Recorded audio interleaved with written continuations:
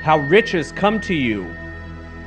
When I say that you do not have to drive sharp bargains, I do not mean that you do not have to drive any bargains at all, or that you are above the necessity for having any dealings with your fellow men. I mean that you will not have to deal with them unfairly. You do not have to get something for nothing, but you can give to everyone more than you take from them. You cannot give everyone more in cash market value than you take from them, but you can give them more in use value than the cash value of the thing you take from them. The paper, ink, and other material in this book may not be worth the money that you pay for it, but if the ideas suggested by it bring you thousands of dollars, you have not been wronged by those who sold it to you.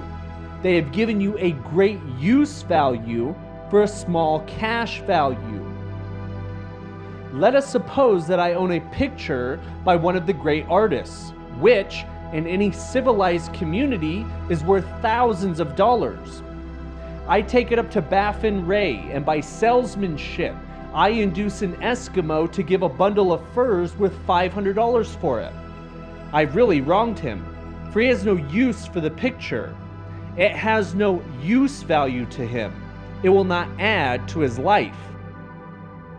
But suppose I give him a gun worth $50 for his furs. Then he has made a good bargain. He has use for the gun. It will get him many more furs and much food. It will add to his life in every way. It will make him rich.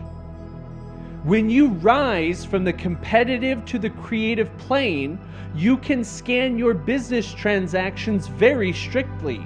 And if you are selling anyone anything which does not add more to their life than the thing they give you in exchange, you can afford to stop it. You do not have to beat anybody up in business. And if you are in a business which does beat people up, get out of it at once. Give everyone more in use value than you take from them in cash value. Then you are adding to the life of the world by every business transaction. If you have people working for you, you must take from them more in cash value than you pay them in wages. But you can so organize your business that it will be filled with the principle of advancement, and so that each employee who wishes to do so may advance a little every day. You can make your business do for your employees what this book is doing for you. You can so conduct your business that it will be a sort of ladder by which every employee who will take the trouble may climb to riches themselves, and given the opportunity, if they will not do so, it is not your fault. And finally, because you are to cause the creation of your riches from source which permeates all your environment, it does not follow that they are to take shape from the atmosphere and come into being before your eyes. If you want a sewing machine, for instance, I do not mean to tell you that you are to impress the thought of a sewing machine on source until the machine is formed without hands in the room where you sit or elsewhere. But if you want a sewing machine, hold the mental image of it with the most positive certainty that it is being made or is on its way to you. After once forming the thought, have the most absolute and unquestioning faith that the sewing machine is coming. Never think of it or speak of it in any other way other than as being sure to arrive. Claim it as already yours. It will be brought to you by the power of Source, acting upon the minds of other people. If you live in Maine, it may be that a man will be brought from Texas or Japan to engage in some transaction which will result in your getting what you want? If so, the whole matter will be as much to that man's advantage as it is to yours. Do not forget for a moment that God, that source, is through all, in all, communicating with all, and can influence all. The desire of source for fuller life and better living has caused the creation of all the sewing machines already made, and it can cause the creation of millions more, and will, whenever you set it in motion by desire and faith and by acting in a certain way.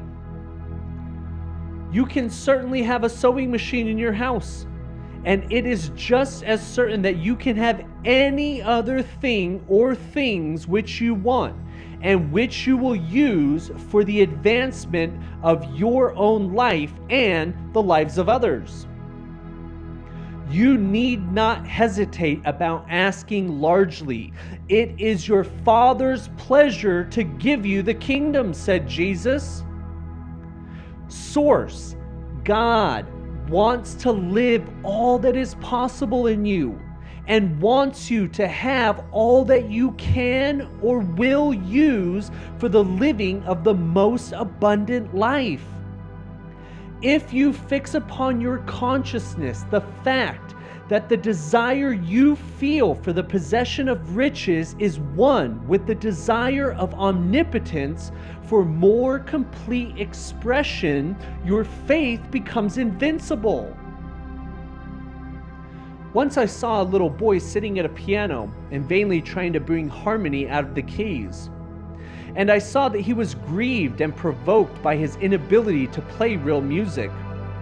I asked him the cause of his vexation, and he answered, "I can feel the music in me, but I can't make my hands go right." The music in him was the urge of source, containing all the possibilities of all life. All that there is of music was seeking expression through the child. God, source, is trying to live and do and enjoy things through humanity. It is saying, I want hands to build wonderful structures, to play divine harmonies, to paint glorious pictures. I want feet to run my errands, eyes to see my beauties, tongues to tell mighty truths and to sing marvelous songs, and so on. All that there is of possibility is seeking expression through humanity.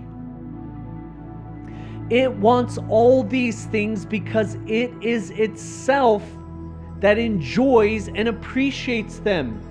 It is God who wants to play and sing and enjoy beauty and proclaim truth and wear fine clothes and eat good foods.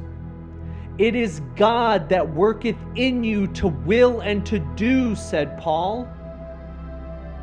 The desire you feel for riches is the desire of the infinite seeking to express itself in you as it sought to find expression in the little boy at the piano. So you need not hesitate to ask largely. Your part is to focalize and express your desire to source. This is a difficult point with most people. They retain something of the old idea that poverty and self-sacrifice are pleasing to God. They look upon poverty as a part of the plan, a necessity of nature. They have the idea that God has finished its work and made all that it can make, and that the majority of people must stay poor because there is not enough to go around. They hold to so much of this erroneous thought that they feel ashamed to ask for wealth. They try not to want more than a very modest competence, just enough to make them fairly comfortable.